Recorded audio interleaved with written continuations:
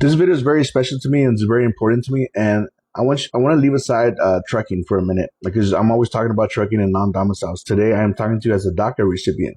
Um, what is DACA? DACA is Deferred Action for Childhood Arrivals. It was created in 2012 under Obama, and pretty much it gave people like me that you had to. There's certain guidance to get DACA. You cannot apply for DACA as of today. You had to been in the U.S. before 2007. So anybody that has DACA, they've been here since way before, or at least 2007. That was the cutoff time. Right now, there's no new applications. You can only renew. So let's talk about it. DACA, it's people like me. We were brought when we were little, and there's so many things that people don't know. But before that, let's talk about the things that I get attacked. Right in my videos, you got the people that say, "Well, you've been here so long, why you haven't done it the right way?" Well, you've been here so long, it's on you for not choosing to go after becoming a citizenship. You just been being lazy. You just decided to pretty much not do nothing about it. DACA was always temporarily. And then you have the other one, well, DACA was illegal, it should have never been created, and you need to go back to your country. What country is that? The country I was born, because to me this is my country, right? Even though you don't like it. So before I answer all your questions, let me run this clip. Let me run this clip to you, right? Check this out. We have to do something about the dreamers because these are people that have been brought here at a very young age, and many of these are middle-aged people now. They don't even speak the language of their country. And yes, we're going to do something about the dreamers. What does that mean? And what are you going to do? I will work with the Democrats on a plan, and if we can come up with a plan, but the Democrats have made it very, very difficult to do anything. Republicans are very open to the dreamers. The dreamers, we're talking many years ago, they were brought into this country, many years ago. Some of them are no longer young people. And in many cases, they become successful. They have great jobs. In some cases, they have small businesses. Some cases, they might have large businesses. And we're going to have to do something with them. And you want them to be able to stay. That's what you're saying? I do. Okay. I want to be able to work something out. And it should have been able to be worked out over the last 3 or 4 years. And it never got worked out. Biden could have done it because he controlled, Congress to a certain extent, right? He could have done something, but they didn't do it. Now, what do I get? In my videos, I get a bunch of responses. Well, sorry, bro. Trump's president now, and you have to go. Go back to your country. We don't want you here. DACA should have never been allowed.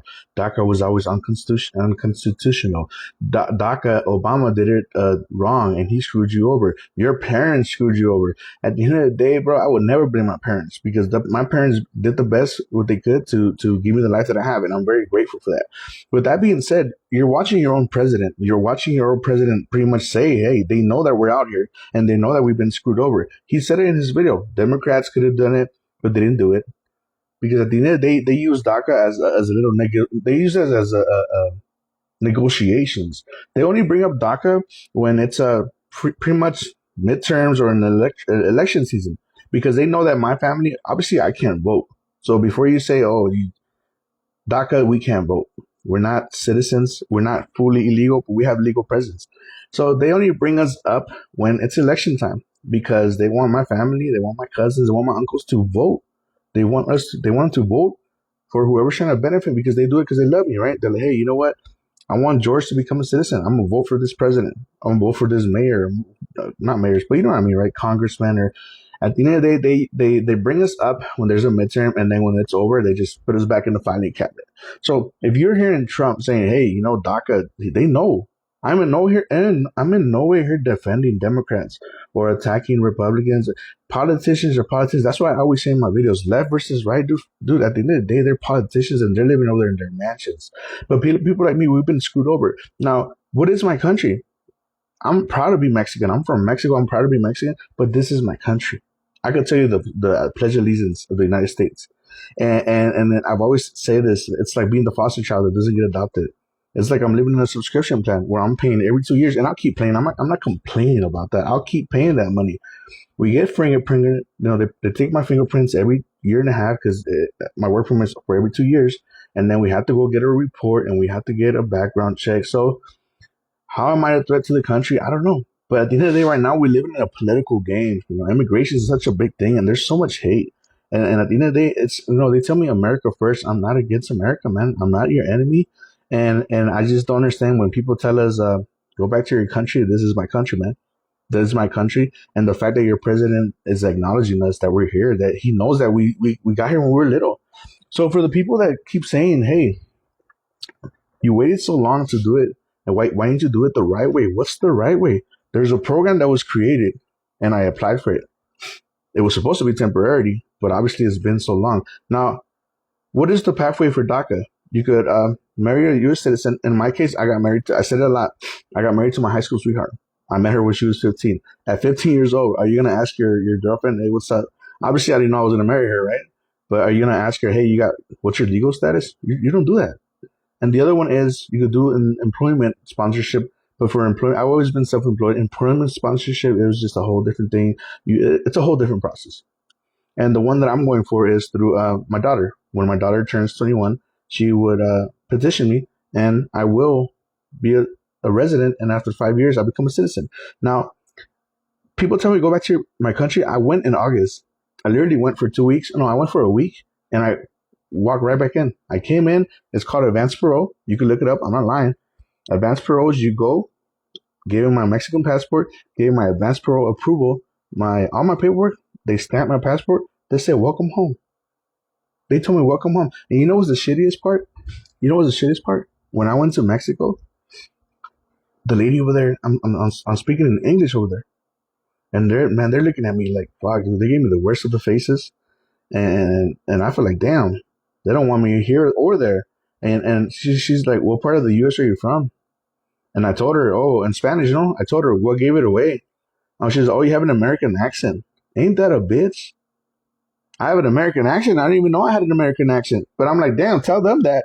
Because they think they think I don't belong. So they don't want me in the U.S. I go to Mexico, and then Mexico says, what part of America are you from? And in Spanish, it's called ni de aquí, ni de allá.